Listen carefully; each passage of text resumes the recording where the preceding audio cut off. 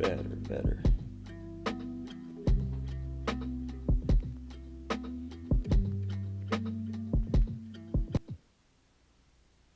How y'all doing tonight?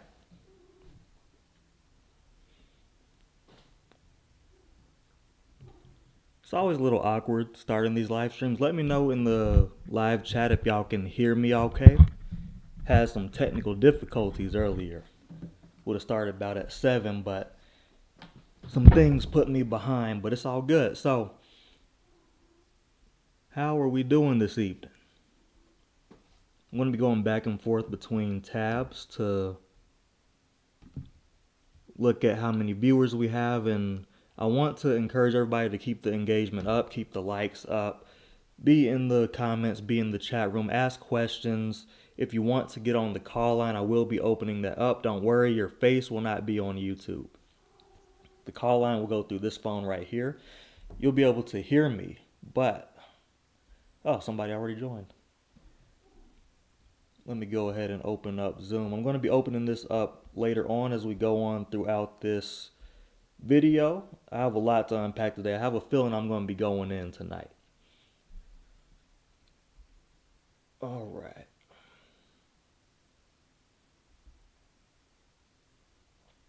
Let me go ahead and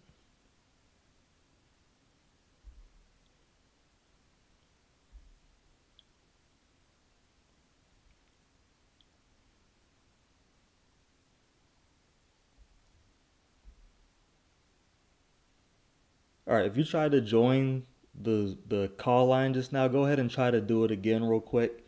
Had to join it myself. So, all right. First and foremost, I need to go over some things with everybody.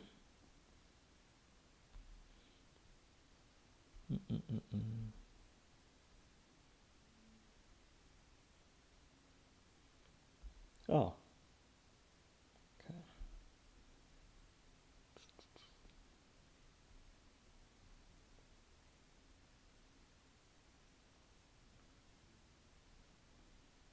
Y'all, my iPad died in the middle of all of this mess. It's been about useless, but we're talking about being financially stable today, and I want to go over what that looks like because it seems that a lot of us don't really know what it looks like as we get into our adult lives, and it causes some issues down the line. All right, I'm gonna go ahead and admit you, Simon. Um, we're not gonna start the discussion quite yet. I'm gonna mute myself on Zoom. A lot of us don't really know what it looks like as we get into our adult lives. Oh, you got YouTube on in the background, Simon? Oh, no, you're good. You're good. Okay. So we're not going to start the conversation quite yet, but I will let y'all know if y'all do join the call line and click that link above, if you have YouTube on in the background, it's going to echo through the phone, everything kind of how it just did. And so you'll want to mute YouTube but still use Zoom. It's kind of weird. I'm getting used to the technology too, but just so y'all know, that's how that pretty much goes. But before we get to the financially stable talk, we're going to go over some disclaimers, some fun stuff. This is a very short disclaimer that I put together.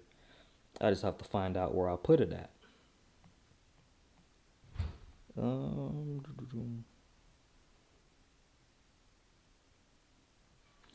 This show is for educational purposes only. I'm not a licensed financial advisor.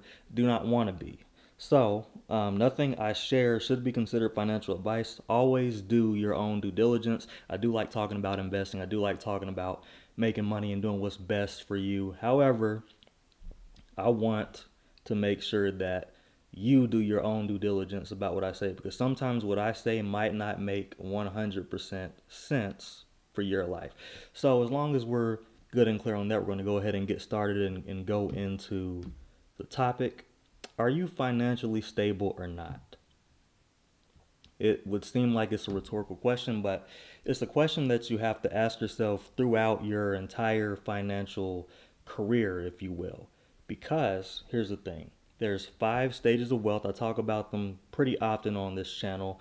I will be taking notes based off of what some of y'all say on these on this call line. So if y'all say something interesting or something that I want to kind of harp on a little bit, I will take some notes on that. I will not be judging anybody, so if you have any questions, there's no stupid questions. We're all human beings. We're all learning things. We're all good at certain things. And a lot of us are not good with personal finances. So there are no stupid or no silly questions. Be respectful in the chat room if anybody has any questions that you feel like they should know by now. Just be respectful. And then last but not least, I will keep it real with you. Yes, I won't judge you, but I will let you know if your situation is good or not. But you will be completely anonymous. You will be on Zoom so I can see you. YouTube cannot see you. So don't be camera shy. I think in the last call we had a few folks who were a bit shy to get on Zoom because they thought they might be on YouTube. I just wanted to clear that up real quick. You will not be on YouTube. So with all that said, there are 5 stages when it comes to wealth. There's getting started, there's adulting, there's investing wisely, net worth building, and last but not least, succession. But the first 2 that we have to go over, these are the most important ones, because if you get these wrong, everything else ceases to exist. And that's what a lot of people don't realize nowadays. There's the 5 stages of wealth, and it stands for gains. That's what it spells out when you put the first letter of every single thing. So that's what I put together to make it easier for me to remember, but also to get on here and talk to you all about it. So when it comes to getting started, it kind of goes along with what I was saying in my last call. In my last call, I was talking to a lot of people about moving out because that is the hottest topic on my channel, and I expressed in that video I cannot stand talking about moving out because of the simple fact that it's bigger than just moving out.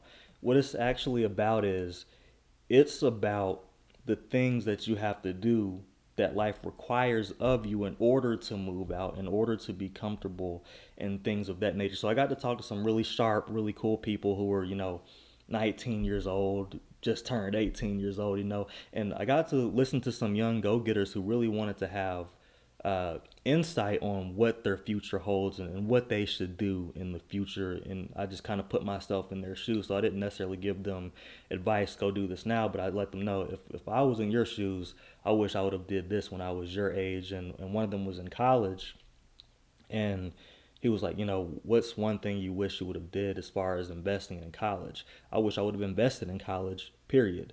But I say all that to say we're going to have a good conversation tonight about what we need to do as a whole before we even get into the investing wisely and net worth building and our succession, because that's what life is all about. That's why we work. That's why we do everything. We do all that we're doing right now so that we can retire one day and leave something behind for our families. But what is the in between? And that's what most of the last call was about. What is in between where you're at now and moving out of your parents' house? And then what does life after that look like? Because people forget, your goal right now is not the end game. Your goal is just the goal. And once you get there, you have to be ahead of what you're doing next. So that's what we're going to talk about this evening.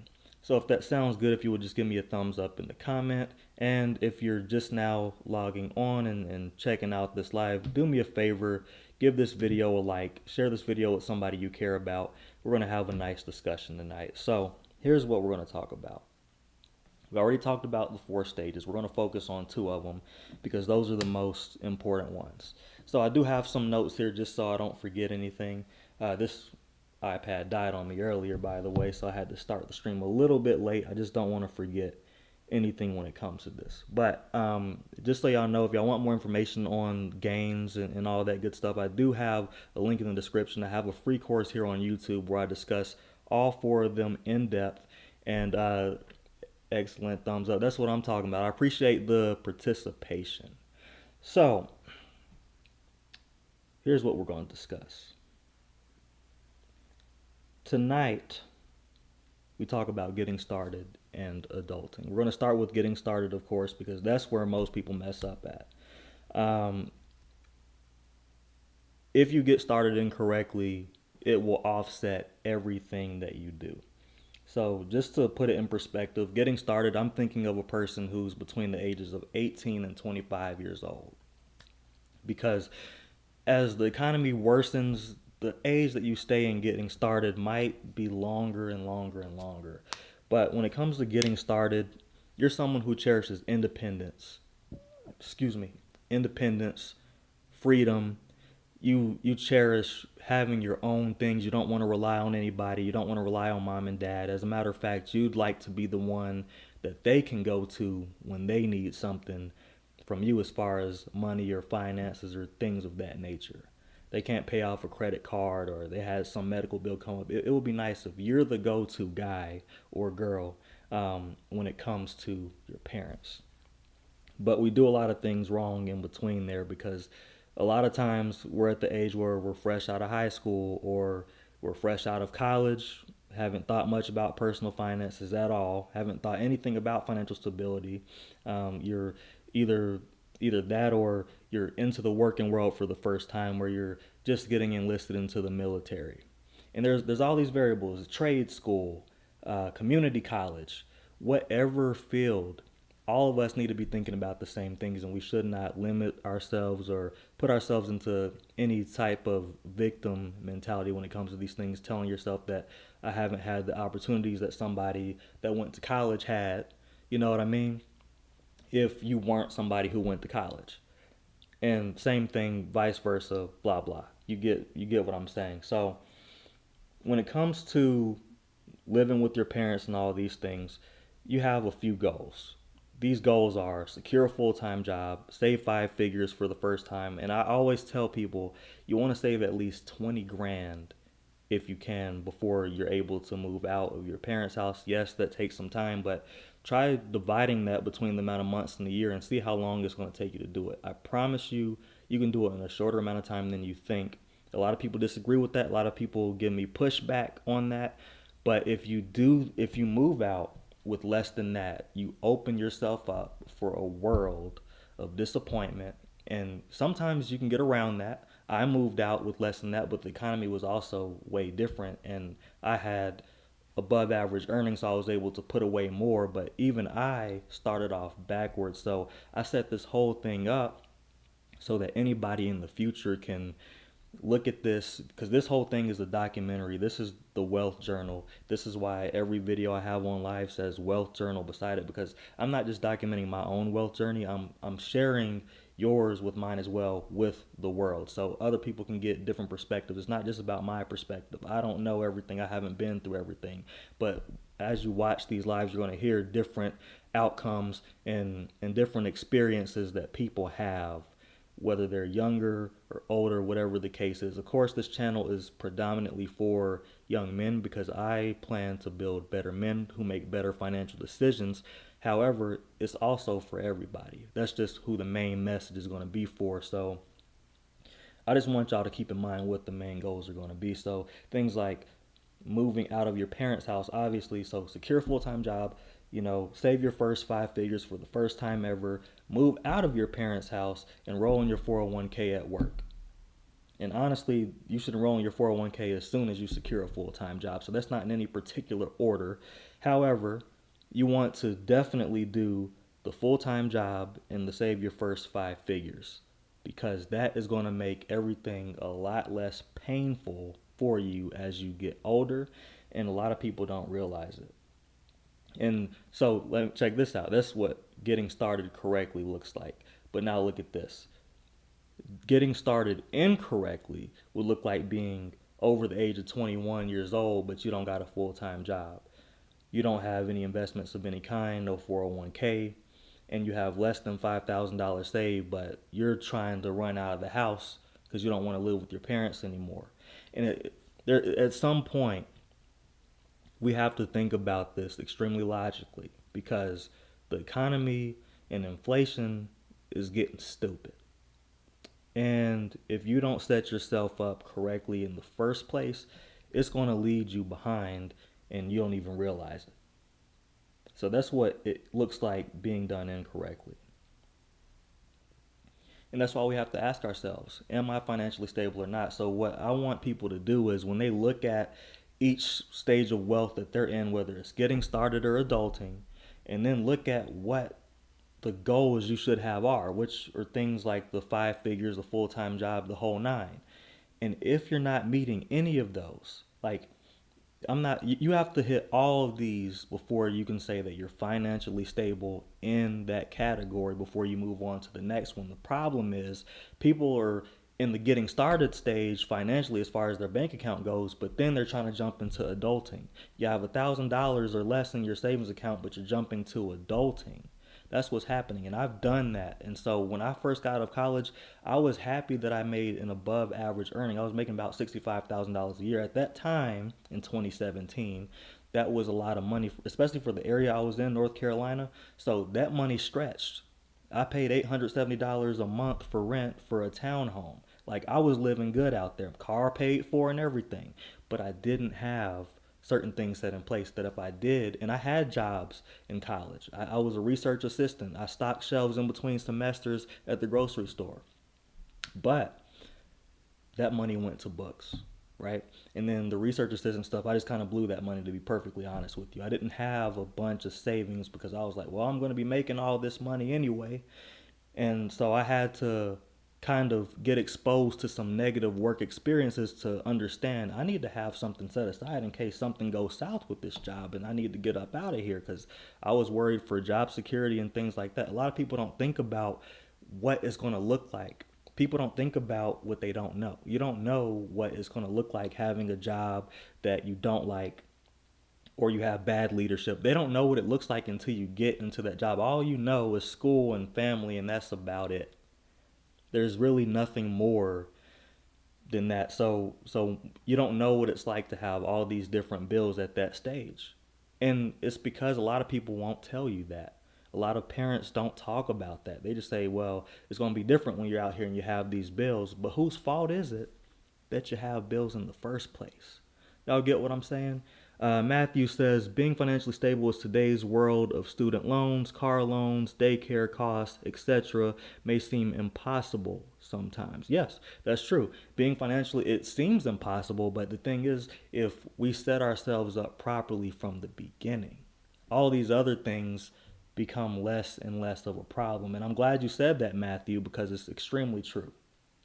But that's why we have to do things correctly in the first place.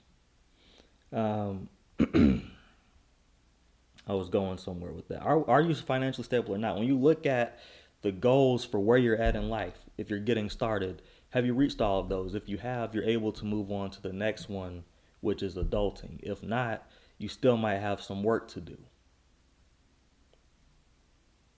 So, with that said, I'm going to open up the call line. I did have a caller on. So we're going to start our discussion. If you want to get on the call line as well and join in on this discussion, feel free to do so. Make sure you have YouTube in the background turned off so I'm not echoing through everybody's screen. And I would prefer that you're on camera. YouTube won't see you, I'll see you, but it's easier to connect with a person when I can actually see them, if that makes sense.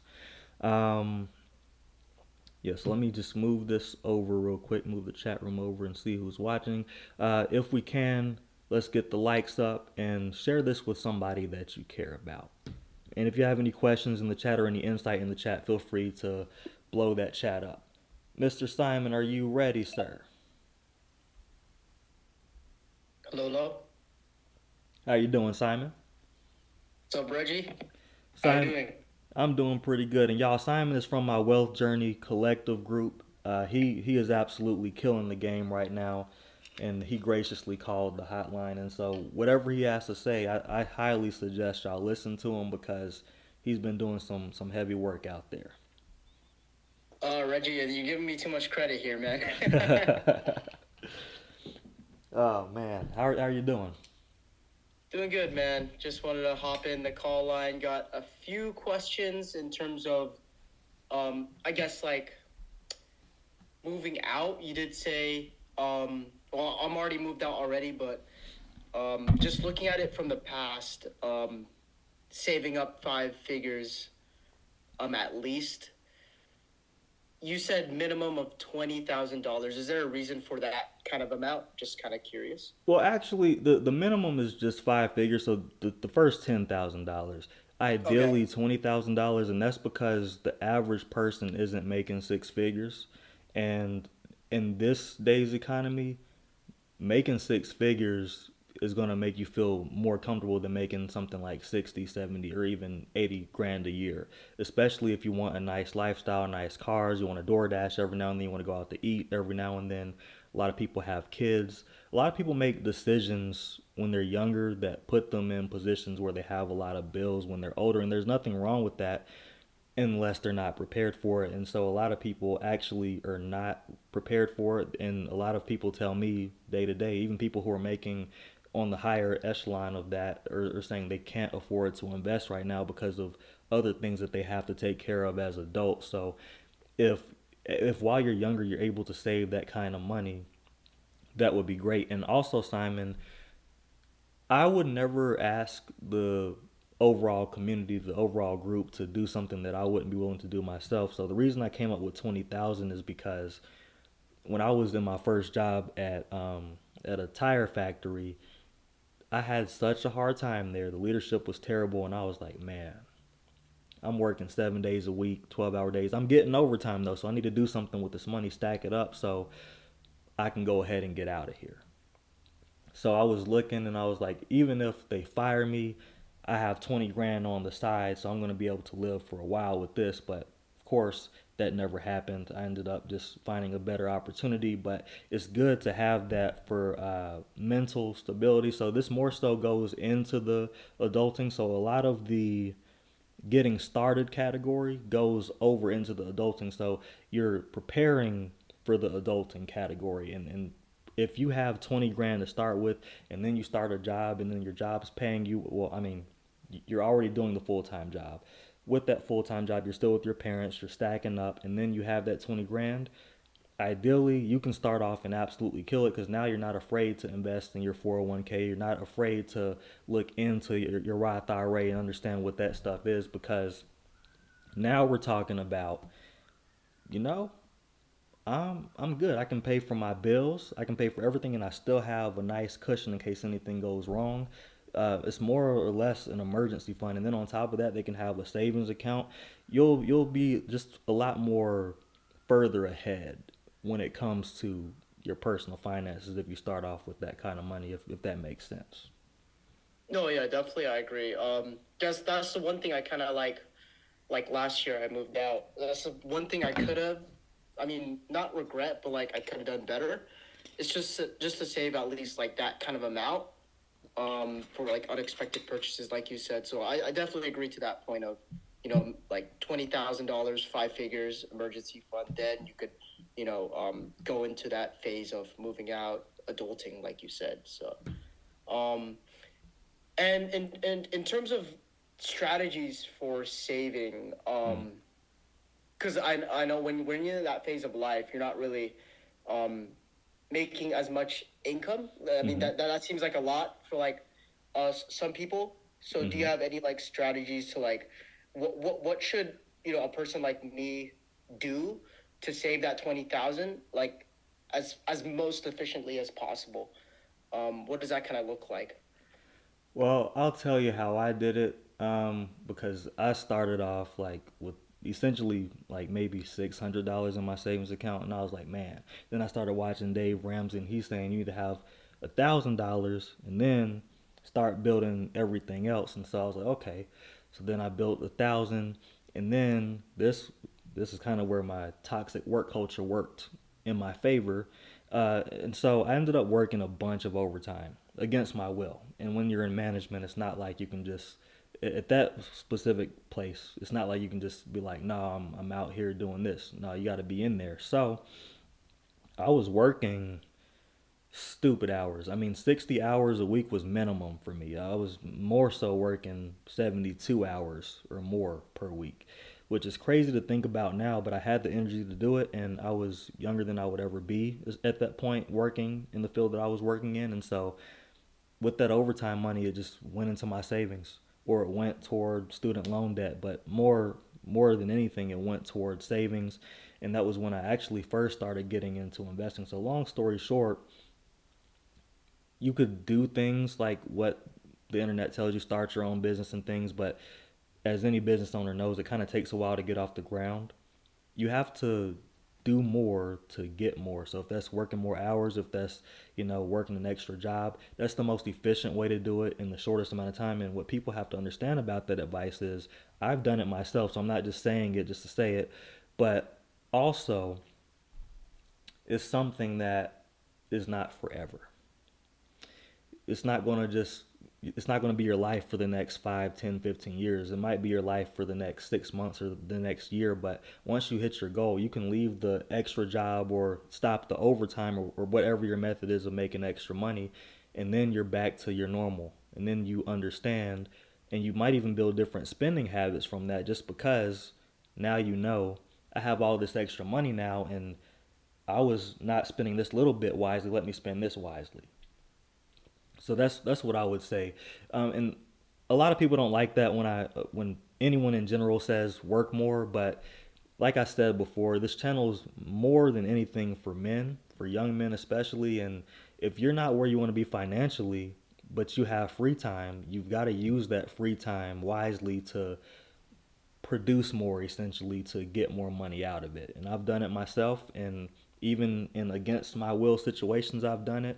But then even outside of that, I had my own mini business going on where I was teaching kids how to play the drum so they can make it on their drum line. So their parents were coming over paying me and things like that. And so even then I understood, if I'm not where I want to be financially, yeah, I'm making good money, but if I want more, I have to do more. So that's really what I would say, Simon. Okay, no, perfect. That makes sense. Yeah, I mean, working more, maybe, increasing your income just to squeeze that little bit of juice to put into that savings to contribute to that 20,000. That definitely makes sense. What are some like unexpected like expenses that you should expect when moving out of your parents' house, like first time? Because you have the rent, right? But is there anything else that you should expect in terms of expenses? Hmm. After you have that 20,000, just to get some clarity there. Unexpected expenses that people should expect. I'll tell you one thing: holidays, like or even birthdays. People like these things happen every year, and I've been guilty of this. But these things happen every single year, and people get so surprised. Oh, my mom's birthday is coming up. Oh, my girlfriend's birthday is coming. It's like if you know about this ahead of time, you can prepare for it. So that's one thing.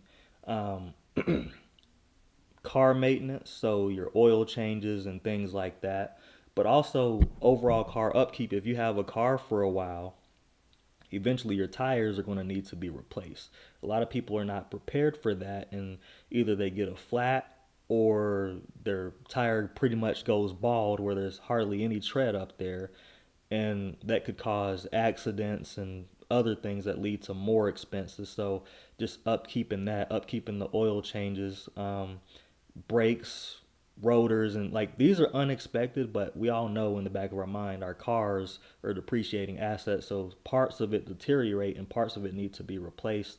uh Struts on the car, so just different things. Like if you look at everything and you're like, okay, eventually I'm going to need to replace my mattress, eventually I'm going to need to get furniture, period, eventually I'm going to need to get pots, pans, plates, cups. um if you have a TV, you might need you might want to mount it and things like that. So a lot of things that people think they have the money for, they don't have the money for it because they don't think ahead as far as, am I going to need to replace anything? They're not thinking super in depth about every facet of what they're doing. And then sometimes just their own habits. So if you're if you're eating out every day without eating out money every day, and then you're like, man, these bills are getting expensive. It's not the bills that are holding people back, it's their general habits, that what they're spending on every day, going to McDonald's, and just buying things that they don't necessarily need, having things. And then the biggest thing is making payments on things. Look, if you can't buy something like an Apple Watch outright, I always tell people don't buy it, because you're still making payments on it. That becomes a bill. So anything you make payments on, that becomes a bill, especially if it's a credit card. And then you're only paying the minimum payment. That's another unexpected expense. Only paying the minimum payment on your credit card. Now the interest is in favor.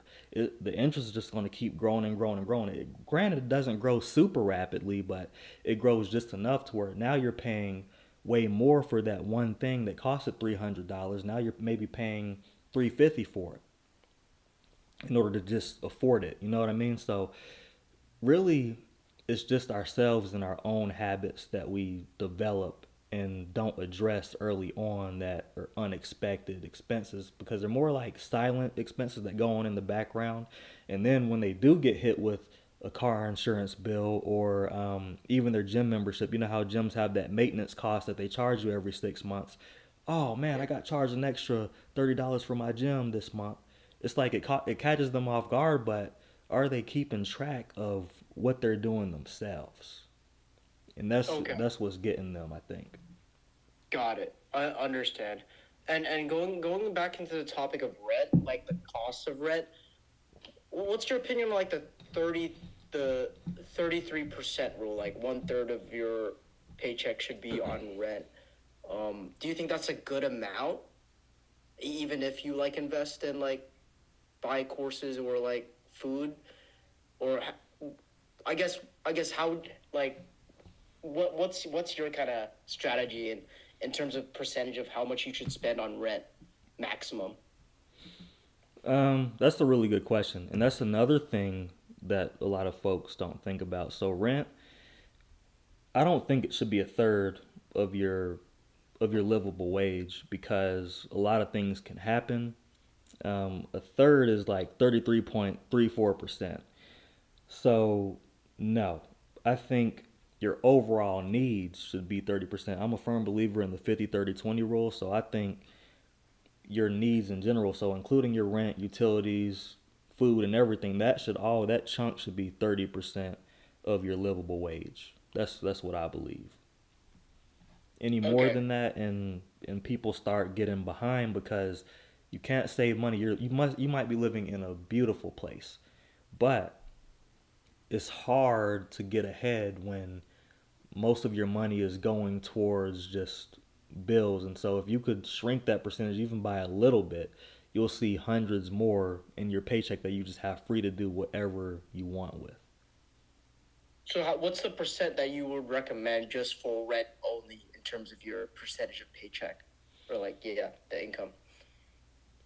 Rent only, 25 to 27%. Okay, that's a good. Okay, got it. It's a good question. Very good questions. Do we have any other questions in the chat? Or is there anybody else who wants to join the call line and have this discussion? It's hard to navigate this thing. Simon, since you've been moved out, you're in the adulting stage. You've been investing, you've been doing all kinds of things. So, what's the biggest thing that has opened your eyes after moving from the getting started stage over into adulting? Man, I mean, the biggest thing so far is that there's basically no cushion, right? And I guess what I mean by that is that um, you don't have parents that will like I don't know. You're forced to actually work more and actually focus on increasing your income because you're not comfortable, right? You're not relying on your parents anymore. You're paying your own stuff, so it's on you. If you get fired at work, that's on you, man. So I guess that kind of urgency. There we go. That's the word I was looking for. That kind of urgency, kind of it, it's kind of new. It's kind of new for like the first and second year. You get a lot of privacy, but at the same time, you're responsible for your own actions now. You're not relying on your parents. You're not relying on anyone else, which forces you to have that sense of urgency to produce more for yourself and others. That's why we think about moving out because of that. Most of the people, and that's kind of and personally for my motivation why everyone should kind of move out because it forces you to grow as a person, as an individual, and yeah, just ultimately make more money to get more freedom, basically. Did you spend a lot of time having to figure some things out, like how to budget, how to, set appointments, all these things that you kind of have to do that seem simple, but like if you've never done it before, you kind of have to take some time to figure out how each process works. Has there been anything in particular that's been something where you're like, man, I wish I would have had, I guess, more of a head start on this? Oh yeah, I mean, definitely saving for that $20,000. I think that's literally a perfect amount. Unexpected costs like you said, car maintenance, that adds up. The initial move in, right? I don't know if you're moving to out of state or in state, but if you're moving out of state, you're most likely gonna hire movers, Mm-hmm. or maybe even if maybe hire movers to move your car, right? Those unexpected costs will add up, which is why that $20,000 is the perfect amount to save, as well as just making sure you have some clarity that okay, I still have this money left over. I think that's kind of my main thing, and a surprise for me initially, but I should have taken your advice and get hitting that 20,000 first, and then moving out after. So I definitely agree to your point there. Cool. And that actually leads me to my next point. Everyone is adulting. This is where a lot of people's financial hopes and dreams go to die, and it's simply because of the fact that when you're adulting, like Simon just said, it's all on you. Every last bit of it is on you, and that kind of goes without saying, but when you actually feel it and experience it, it's a completely different story. It's a lot different because when you're not hitting your metrics at work and KPIs and all that fun stuff that are interesting at work, but outside of work, no one cares about them, right? All these things, and that you go home stressing about, or if you had a bad day, or if you had an uncomfortable conversation with the boss, or you didn't get a promotion, blah blah blah, and you're wondering how you're going to do certain things, it kind of puts you in a different type of setting, and that's when you either grow or you shrink. And what I was talking about earlier, with everything being on you, if you're not financially where you want to be, um, when it comes to the getting started, you're not able to move into the adulting. The biggest problem with adulting is so many people do move out without doing the things first. And I did the same thing, and I had to build my $20,000 outside of my parents' house, you know what I mean? Living on my own, working overtime, stressing myself out, not knowing what to do next, trying to build a business in the same process, not being happy at all with my job. I mean, I've seen all kinds of these things. I've worried about, oh, what if I lose everything? And realistically, I didn't have as much to lose. So I shouldn't have been as, I guess, fearful at that time. But what I gained from that was urgency. And what I gained from that was more purpose in life. And I got out there, produced more. So, adulting, you're paying the phone bill, you're paying the utilities, rent, you're paying the medical bills, you're paying for the food, the groceries, going out to eat at the restaurants. And then if you start dating, that's a completely different story. That's even more expensive. If you start having kids, or if you already had kids prior, that's even more. These are things that we don't think about. If you know you plan to have kids, I think it would be wise to start looking at how much kids cost within the first 5 years, how much the food and clothes, formula, all that fun stuff. Looking at at what point do they start growing really fast, and now expenses are getting ridiculous. How much does daycare cost if you're going to be having your kids in daycare? I mean, all of this whole thing is about planning. If you plan on getting a house, what does that look like? How much am I spending over time? I'm obviously not truly spending the price. If the house is like $400,000, you're not spending $400,000. You got to pay interest. So you have to look at how much the cost of everything really is. And I think my biggest mistake with adulting was not having the cash cushion as well, because then I had to build it from scratch.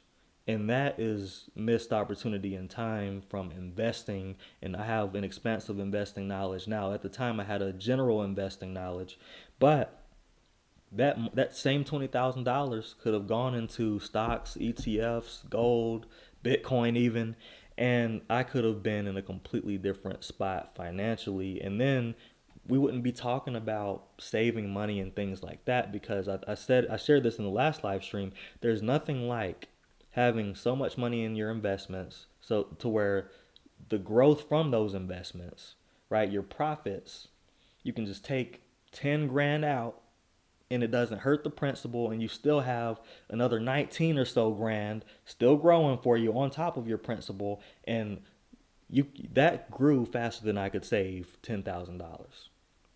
That is a lovely place to be in.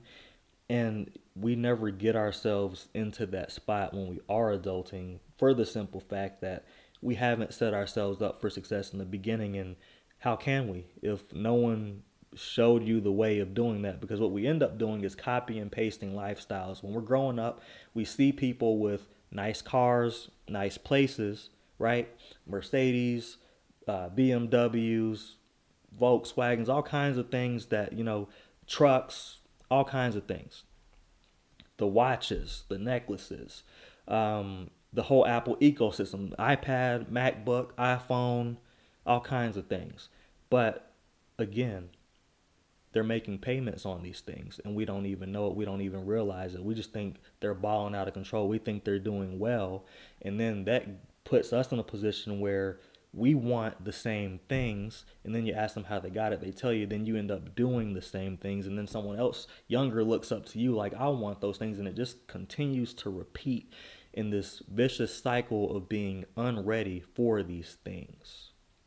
That's what I think a lot of people don't realize.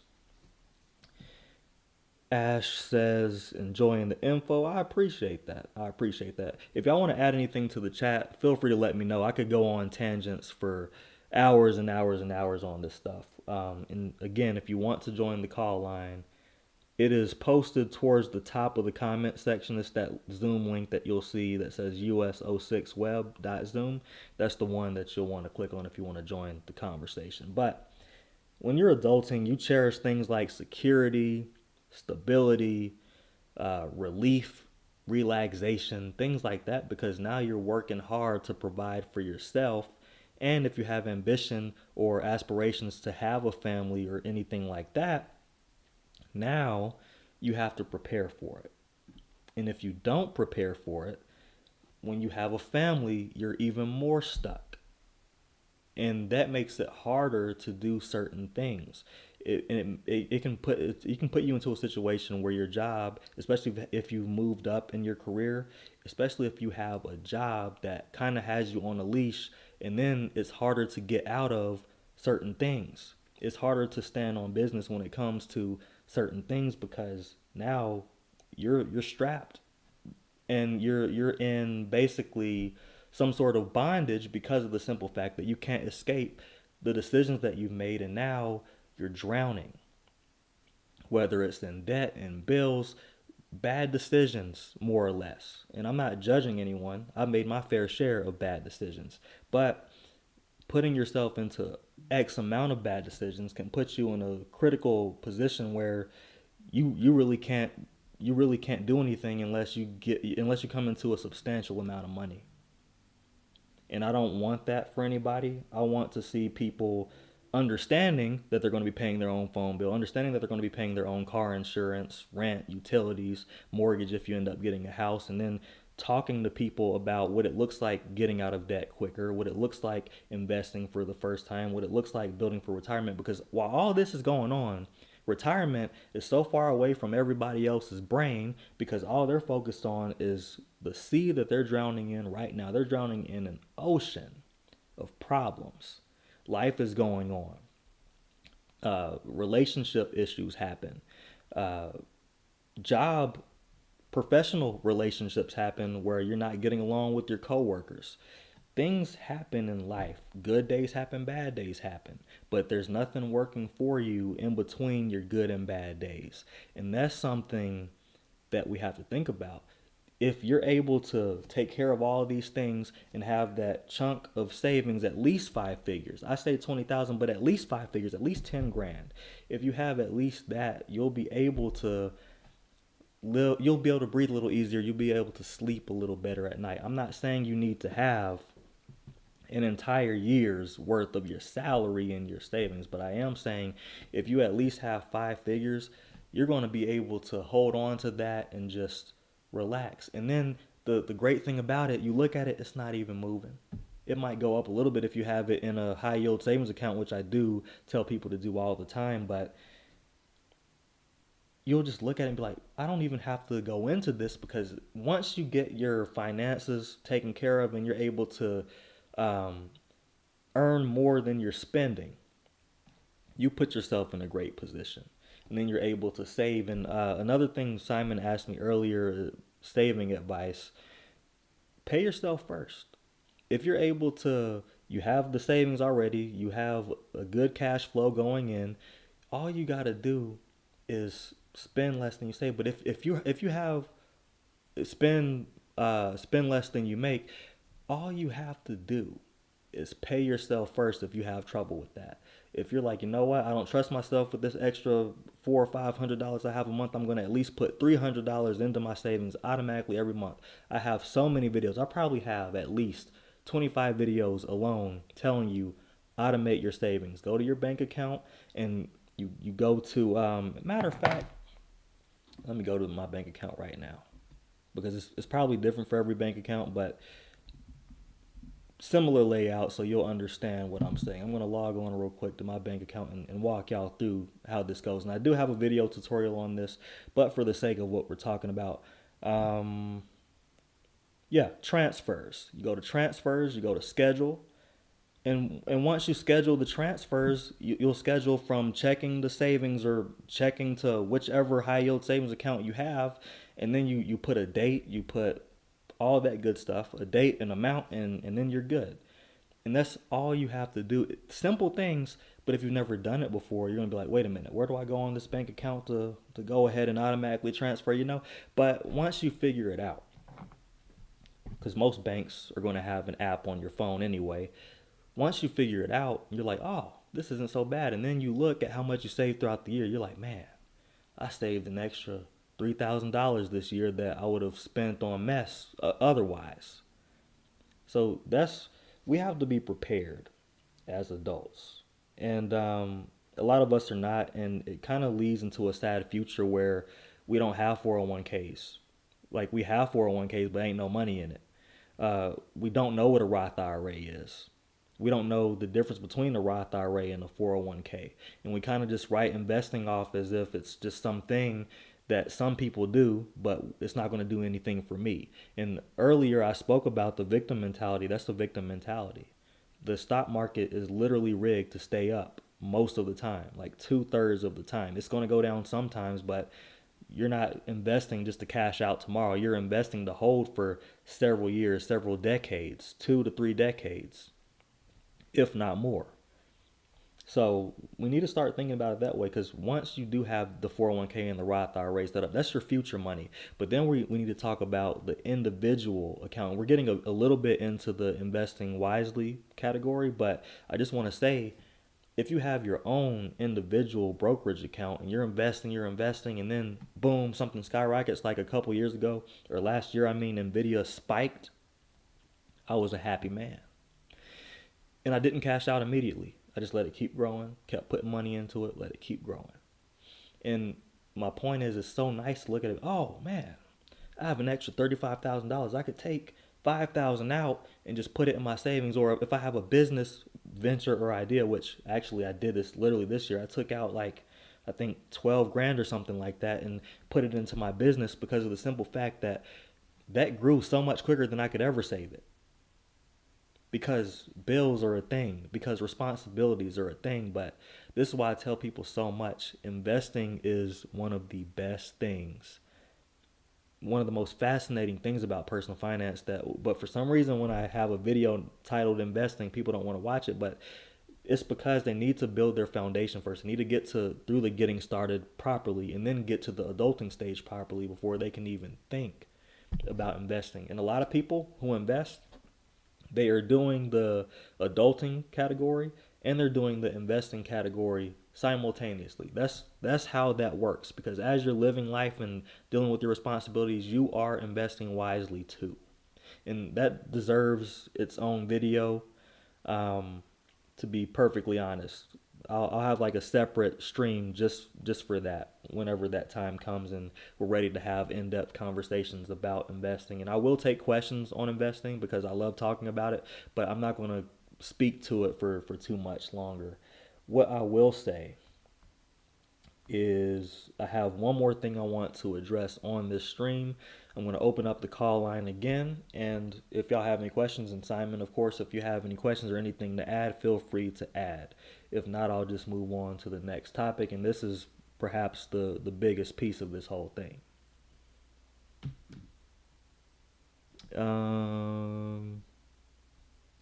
See if we got any more comments.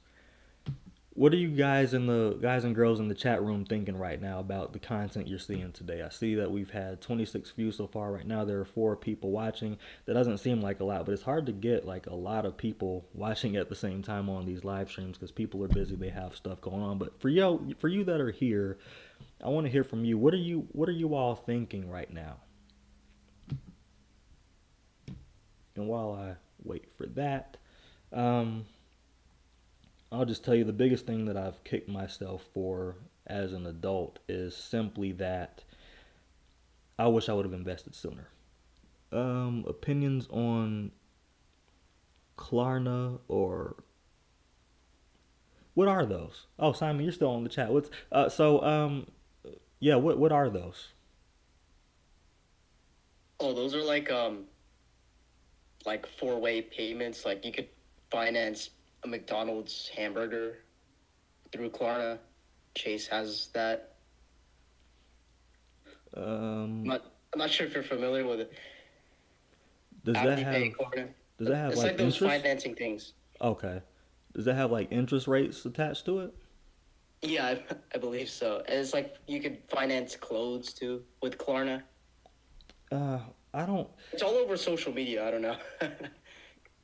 No, I've heard of them. I just don't know what they are. But now it makes sense. So I'm not into payments of any kind. I think people shouldn't buy things unless they can just buy it, outright. Now it's different, of course, if we're talking about a house or even a car.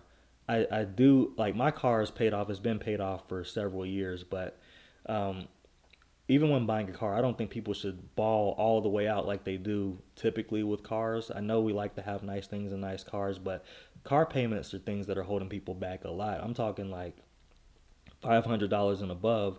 That's money that you could be spending elsewhere. So, anyway, long story short, when it comes to financing things, it just kind of gives people the same mentality as it does with the car. I'll pay it off eventually, or with the house, I'll pay it off eventually. But like eventually seems to come very, very late or it doesn't come at all. And I don't like the idea of payments personally. It's different if you're a business person, you have a business expense and you have a credit card that has points on it, you buy a laptop for the business and it's a write off and all these things. But for me, not big on payments. Have I made payments on things? Yes. Do I like platforms that have payments? No, I do not because nowadays I'm like, look, if I want something that's expensive, I'm just going to save for it and I'm going to buy it. And that's kind of what plays into what I'm talking about. If you build a foundation early on around just saving that 20 grand, that's going to build discipline. So when you do want something that costs like 2,000, that's going to be nothing to you. Does that make sense? Yeah, that makes sense. I just had one of my friends he financed like some pants online, and it was like kind of funny. So just want to know your thoughts on those apps. Nah, I'm not a fan. I don't think we should. On the surface, they're harmless, but in the wrong hands, it can be very harmful. And if you already have bad financial habits and you're just like, oh, well, I'll just put this on a payment plan. It's like life wasn't meant to be lived off of payment plans. I know that's what it's where things are kind of going right now, but we've got to build certain financial muscles, if you will, so that we don't have to deal with the payment culture and all that stuff. I really don't like it. But that was a Yeah, I good agree. question. Um, Anything else, Simon? pretty much it.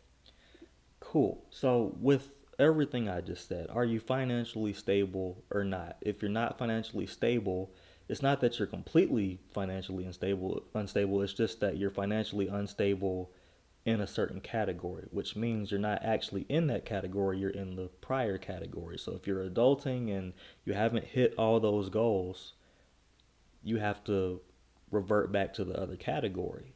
And it might just be one thing. So if you've done everything else right, but you don't have the 20 grand, well, now you can save up the 20 grand. And that's for when you're getting started. I'm not saying that as you are adulting that 20 grand just stays there indefinitely. That's not realistic because things do come up and sometimes expensive things come up. So that 20 grand might end up being 10 grand within the next like 3 or 4 years or something like that. So I'm not saying it has to hold steady the whole time. Ideally, yes, it should, but I'm saying it doesn't have to stay 20 grand and it doesn't necessarily have to grow. Ideally, it should, but if it doesn't, you're still in the right category. I'm just saying, starting off, if you're able to do that, that would be pretty amazing for your overall finances. Now, one thing I want to talk about, and this is the last major thing I want to talk about today, is there's four types of people in this world, and this relates almost directly to finances. So you have your talkers, you have your thinkers, you have your watchers, and you have your doers. All four are important. All four have pros, all four have cons. Let's talk about the talkers. Talking done right would be something like this video, me expressing my overall wealth journey with you all. Hold on a minute, I'm seeing something strange right now. Let me adjust this real quick. Okay. For some reason, my picture was in the background. I didn't even notice that till now. But anyway, it would be something like this video where I'm talking to you and teaching and talking about my own successes, my own failures, things that I wish I would have done differently. One day I'm going to have to do a stream of everything I wish I would have done when I was younger. Like if I could go back in time, talk to my 18-year-old self, like I would do this, and this is what technically my net worth would be by this age if I had followed all that to a T. And it'll be a really cool breakdown. I just got that idea just now, but talkers, if when you're talking and it's done right, you're teaching other people, you're passing down information, you're building potential generations in the future that are going to make wise financial decisions and make wise saving and investing decisions in the future, and they'll know how to do their own research and they'll be able to stomach the monotony and boredom that comes with learning about personal finances and learning how to make good, smart, wise adult decisions.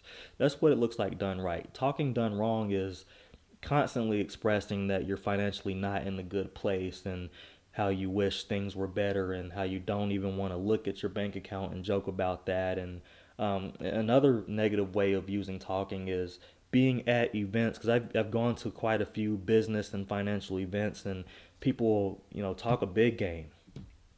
I mean, talk a monstrous game about how um, they don't play about their kids and how they're gonna they're going for it. They're fired up. They're gonna put it toward the action. They're gonna put forward the action in their career or in their investments and really do what they need to do for their kids. But then you talk to them a few weeks later and they ain't started nothing. And I'm not judging them, but I don't like seeing that for the simple fact that I believe people when they say things. But I've learned to not believe the words, but to believe the action. So I want this video to serve as my action to help everyone who can benefit from this information learn what they could do differently in different stages, not just of their age, because these things are not necessarily age specific, except for getting started. Because I do think there should be a time limit on getting started so that you're more motivated to move forward. Because if you stay in getting started till you're 35, it's just going to be that much harder for you. And I'm not going to have much advice to help you get out of that, to be perfectly honest with you. But those are the talkers. The thinkers are people who analyze things very analytical. They want to learn how to do things right. They want to learn how to save. They want to learn how to invest. So that being done right is just doing your own research and seeing what might benefit you the most. But when that's done wrong is that's just over analyzing to the point of you're not taking any action whatsoever, and it puts you in a position where you're in analysis paralysis. All for what? All to plan everything perfectly so you can then execute perfectly. You're going to make mistakes. I am very big on building the plane as you fly. And especially when we live in a world where other people have figured things out that we're trying to figure out and they've laid down the groundwork for you, that is huge. They've laid down so much great information, and when you start overthinking and you start questioning things and thinking that you're smarter and all these other things, it puts you in a position not of power, but it puts you in a position where you're losing out on growth because you think you know better when you may or may not even have experience in the thing that you're trying to learn about in the first place. So, and I've been a thinker. Thinking is what led to me not investing early on, because I used to always say, well, what if the stock market crashes? But I didn't understand how stock market crashes worked. I didn't ask the right questions. I didn't ask how long stock market crashes last. I didn't really understand that stock market crashes are actually the big opportunity to invest in stocks, in ETFs, in anything stock based.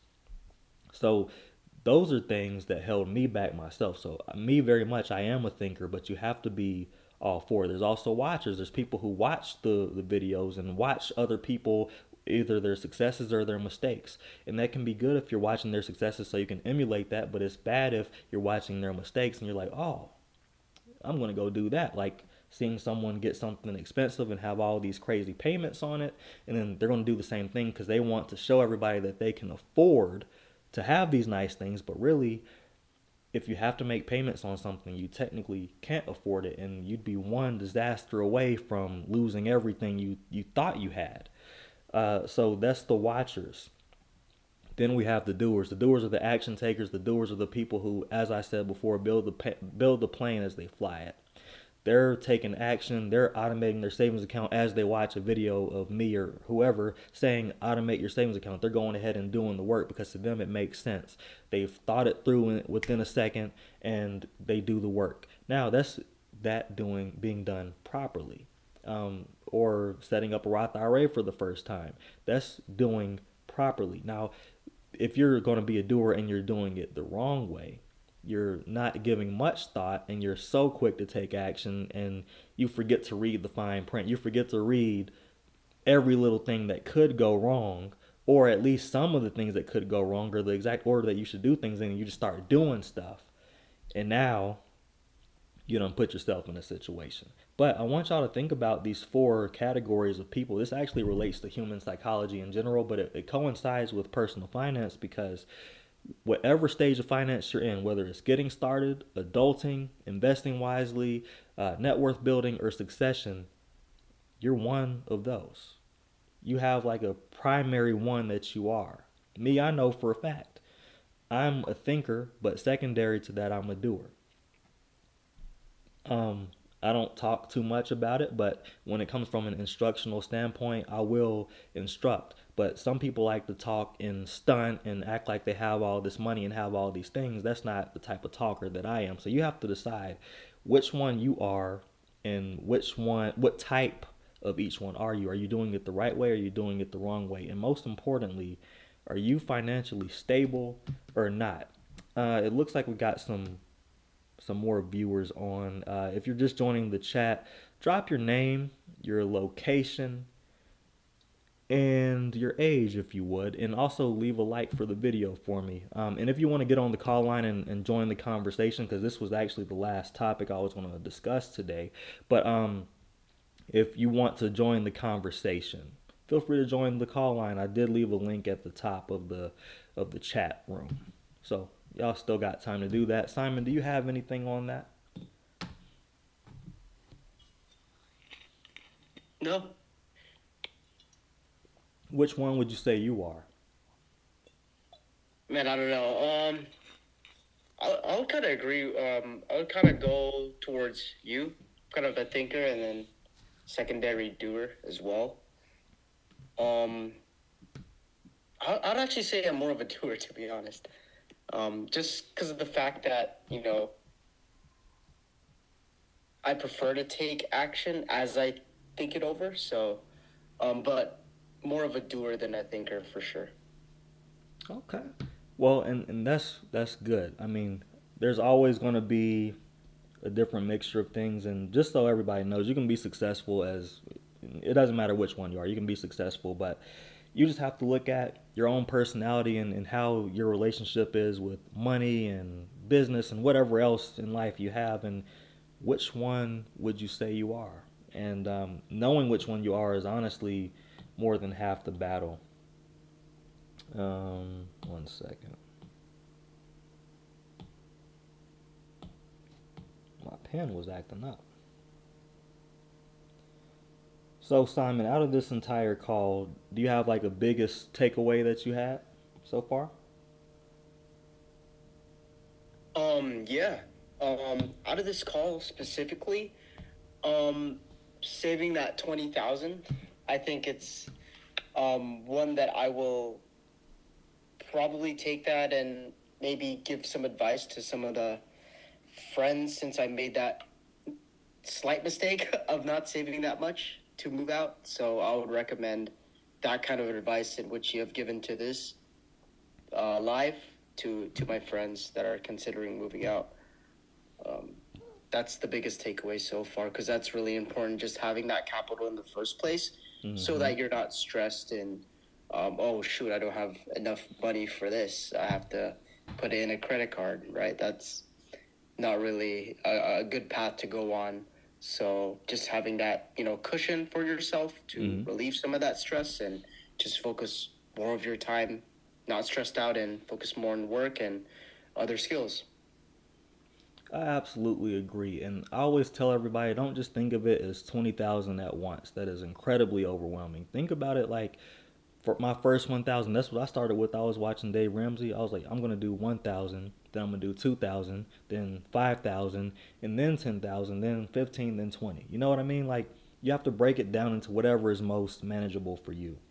I gotcha. And also, just for everyone who's watching this stream, it's extremely important that you don't spend your entire adulting life in the adulting stage saving money, holding on to money, penny pitching, and being frugal. There is a time and place for that. There's a season in life, if you will, that kind of contains that, but don't make it your entire adult life because you could spend the rest of your life saving and it won't hold a candle to what your money could do for you if you had it invested. And we can probably talk about that a little more in a different stream at a different time, but I just want to express that because at one point my YouTube channel was popping off pretty big due to my savings videos and frugal videos. That was essentially my entire channel's personality. I was doing that to build an audience and then go into a different type of topic like what I'm talking about today. But anyway, I say all that to say you have a good job, you save a good amount of money, you want to, once you hit your savings goals, start investing. Start investing, start looking into what you want your money to go into. If you want to go into business for yourself or go into any type of business venture, go into it and enjoy what you're doing. I think having that cushion is going to give you so much peace of mind and so much freedom that you won't, it'll probably blow your mind. But a lot of people disagree that you should save that kind of money to begin with, and you can disagree, but try it and tell me your life hasn't changed a little bit because now you can sleep at night without having to worry about anything going haywire. Most people don't even have $1,500 in their savings account or in their bank account in general because most of their money is going towards bills. Is that a judgment? No, that's just a simple fact. You can talk to anybody walking around that you see, and they'll tell you their finances are probably not in the best shape, and having that savings is extremely important. So I do agree with Simon. That is a incredible takeaway to have. My biggest thing for everybody is understand where you're at. So if you take away anything from this video, take away which one you're at. You watch this video for a reason. Are you financially stable or not? Some people don't know what financially stable looks like. So I will paint a picture for you here in a second, but a lot of us don't know what it even looks like to be financially stable to begin with. And that causes people, like I made a video saying signs you're financially stable. That video went crazy. I made a video signs that you're not financially stable. That video went almost as crazy as the other one. So we need to understand what financially stable looks like. Let's start with which phase of wealth that you're in, and are you meeting that criteria? If you're adulting, you need to have a Roth IRA, you need to have a 401k. You don't necessarily need to max them out, but you need to have them and have money in them and invested in them. Um, you need to be able to pay for your bills and all of them without your money going to zero or in the negative, because that's living paycheck to paycheck, and that, my friends, is not financially stable. So those are the things that we need to look at. And when you work a job, whether you're make it doesn't matter how much you're making. It matters how much you're keeping and what you're actually doing with your personal finances. Are you making wise decisions with it? I'm not saying you shouldn't have fun and that you shouldn't splurge every now and then, but you should plan your splurges. You should plan your Christmas gifts. You should plan for birthdays. You should plan for everything that is going to be going out of pocket. You need to understand what part of your money should go out of pocket or not. If you have a HSA account, which is a health savings account at work, I think you should set one up so that when you have medical expenses, that comes out of that account and not out of pocket. Same thing for dental, same things for buying supplementation and like diet supplements. No, yeah, that's what they're called, dietary supplements. You want to have these types of things to begin with. I keep forgetting to look at the cameras up here now, not down here. But anyway, you want to make sure you have these things for yourself in life. Uh, and then when you do pay things out of pocket, make sure you can afford them. Make sure if it's $100, $200, $500, you can pay out of pocket, and then your bank account isn't hurting, one, but then two, you're not having to pay them in installations. If you want an iPad, buy an iPad and not have to pay payments or not have to make payments. I really dislike payments because everybody already complains about bills. What do you think payments are? They're bills. They're just mini bills, but they add up, and then they can just be inconvenient enough to put your bank account into the negative. I want to see more for you all. I want to see y'all to be in a financial place where you're able to invest as much as possible and really gain things from the financial growth that you get. Um, that's really all I had for this entire stream. But I do want to know, do y'all have any questions? Does anybody want to jump on this call line before I log off for the evening? Does anybody have anything that they want to say? You can say it in the chat room. You can log on to the Zoom call. The Zoom link is listed at the top of this chat. Just let me know what you're thinking about that and what you're feeling about that. I will play a little music while I wait for a little bit. I'm going to give y'all a little bit of time. Y'all are probably relaxing at the house, so. And if not, it's not a big deal. I'll just log off and relax for the rest of the night.